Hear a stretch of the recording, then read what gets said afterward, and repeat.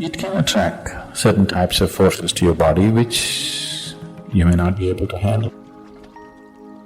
You can just get your life in a tizzy. You can literally do everything that you want, and not just with yours, with everybody else's bodies here. Metal has a certain receptivity about it. Getting into an area that usually I would like to avoid, because I generally don't want to talk about anything that is not yet in your experience. Because if I speak about something which is not in your experience, what is the choice you have? The only choice you have is either to believe me or to disbelieve me. If you believe me, it doesn't get you any closer to truth. If you disbelieve me, it doesn't get you any closer to truth. Yes? You're still in the same spot, but you have a fancy story going. This is the mistake that's always been done. People are constantly talking about things that are not in your experience. But now the question is there such a thing? I'm wearing a ring on my thumb, why are they asking me to take it off? So this human body is a mechanism. You may be too attached and identified with it, so you're not seeing it that way, but it's actually a mechanism, isn't it? Yes? If you've been for some surgery or something, any of you? If you go to the surgery, they will just treat you like you took the car to the garage just like that. They put you down there and da-da-da, clean you up and open you up and rip you off, do this, do that and put you back. They're just treating you like any machine, isn't it so? See, for a lot of people, surgery is a very humiliating experience. Because suddenly all the little sensibilities that you had is everything gone, they just open you up, they close you up, they do everything the way they think it should be done, isn't it? So because this is just a mechanism, this mechanism has come with many possibilities. As I said, in yoga, we are seeing this body as a ladder to the divine. If you know how to keep this is a phenomenal mechanism. Right now, we're using it in a very minimal way, very minimal way.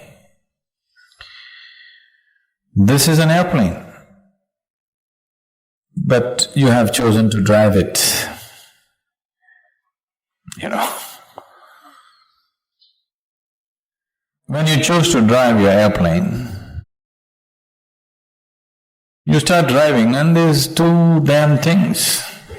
It hits your buildings, your lampposts and everything. So you don't like these two things. So you chop off the two wings and you drive it. An airplane with chopped off wings is a wonderful bus actually. You're just happy, you're quite okay, what's wrong? I'm driving a great bus. But someone who knows what it means to fly sees an aircraft with chopped off wings, he will cry. Yes? That's how I feel when I look at the yoga that's happening and the way people are living, because this can be in some other way you have not imagined. See, if I go into the details, it'll be too fairy tale-ish. Too fairy tale-ish for any sensible person to believe. I wouldn't believe a damn thing like that if anybody told me. But these are everyday realities for me. So many things. Right here, that you're here, there are so many dimensions of life right here, now. But it's not in your experience. I'm talking about physical realities. I'm not talking about something else. As we are all sitting here and doing a program right now, there are many levels of physical realities right here, various types of things happening. This is a whole world, multi-layered world, one inside the other. You know, this is a multi-layered existence, one inside the other. Today modern physics is beginning to recognize that, do you know? They're talking about multiple realities existing, one inside the other. It is so.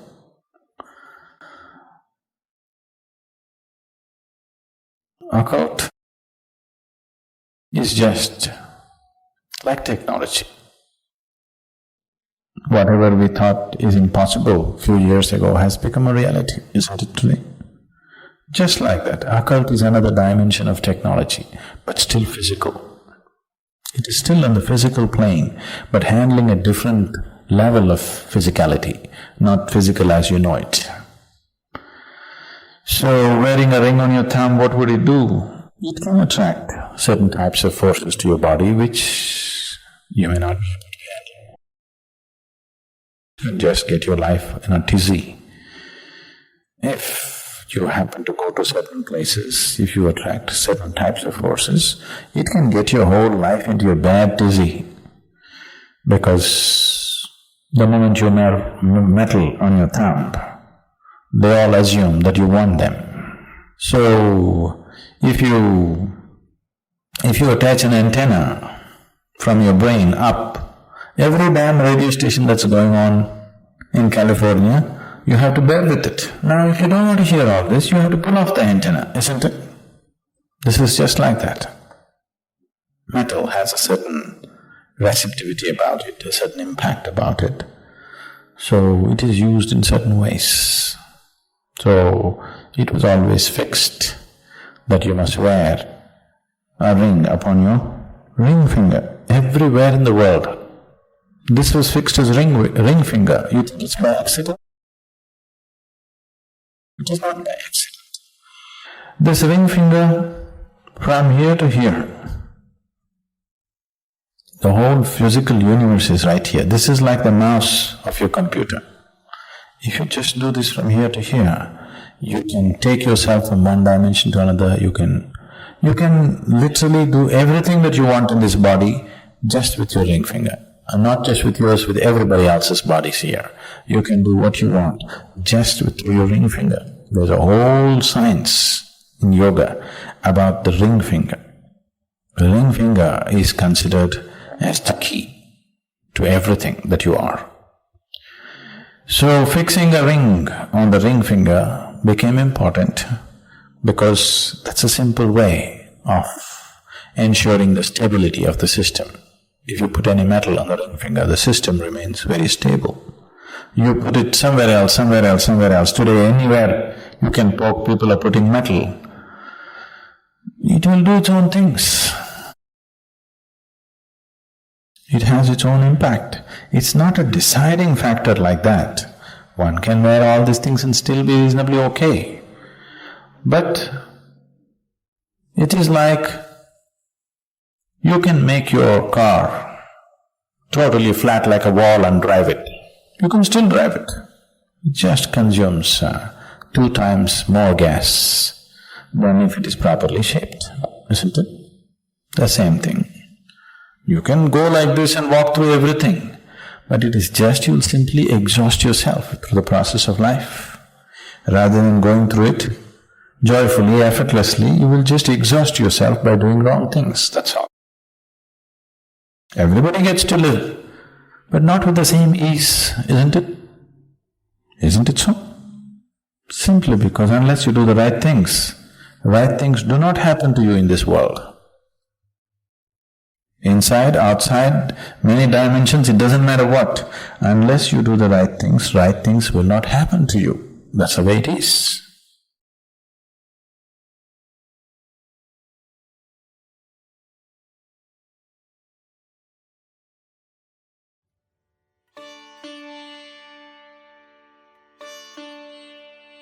So the process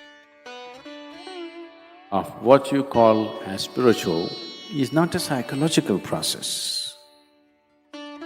Your memory has nothing to do with it. It's a life process, it's an existential process. This can only happen if you allow yourself to be just a piece of life that you are. To do this, we do many things here and you might have seen people in the ashram walking around with those orange tags. You've seen the silence tags people are wearing. Just shut up. Because shutting your mouth is only half the job. become silent is possible only when you do not think much of yourself. If you think something about yourself, if you think, I'm smart, how can you shut up? You tell me. If you think, I'm smart, how can you shut up? If you realize that you're actually stupid, you don't know anything in this existence, then you can simply look at life with great sense of wonder, without a thought appearing in your mind. If you think you are smart about everything, you got explanations and calculations and nonsense going on in your head. If you see one thing, 1,000 thoughts will go off, isn't it? You're not sitting here in the satsang totally silent. You're agreeing with me, disagreeing with me, making comments within yourself, making comments about the clothes that somebody is wearing next to you, appreciating it, depreciating it. Everything is happening. Am I wrong? Because the moment you think there is some value to what you think, then you can't stop it. No way to stop. It'll just go on and on and on. When you see there is absolutely no life value to your thought process, it is just memory recycling itself. It's just the same old nonsense recycling itself. But if you're excited, if you're enamored by this recycle, if you think it's great, you cannot stop it. If you see the patterns of what it is, if you see the stupidity of what it is, then slowly you will distance yourself and it'll collapse. Because without attention, it cannot go on. Pushular was a mystic, a great devotee, but very poor, lives begging for his food. These are poverty by choice. The king of that kingdom, a great emperor, took enormous pains to build a large Shiva temple. Using thousands of men and enormous material, he built a huge temple and he fixed the consecration and the opening ceremony for the temple on a certain day. The previous night when he went to sleep, in his dream, Shiva appeared and said, I'm sorry, I will not be able to attend the opening of your temple because I have to go to Pushular's temple. The king woke up with a start and he couldn't believe that Shiva comes and tells him that he cannot come to his temple when he has built the greatest possible temple, and he is going to some Pushular's temple which is better than his. So he wanted to go and see. So he went looking for Pushular. Just outside the town, in a small hut, Pushular was sitting with his eyes closed. The king walked in and brought Pushular out and he said, where is your temple? Shiva himself appeared and said, your temple is greater than mine and he is going to your temple, not mine. If he is going there, even I wish to go there. Where is your temple? Pushular looked embarrassed. He said, oh, my temple? No, it is not of stone and brick. I've just been building this temple in my heart. Yes, it is true that Shiva promised me that he will enter my temple tomorrow. But how did you know? Now, what this incident is about is that if you create a structure in the heart of your mind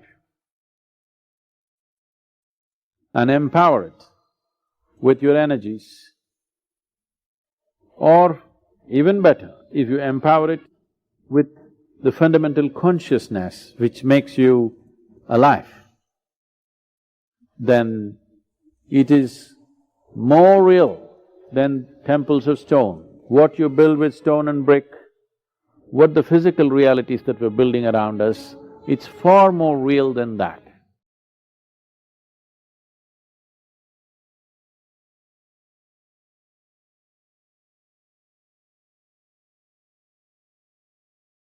Each of these videos is a construction, and whoever reaches the end is helping to sustain this work.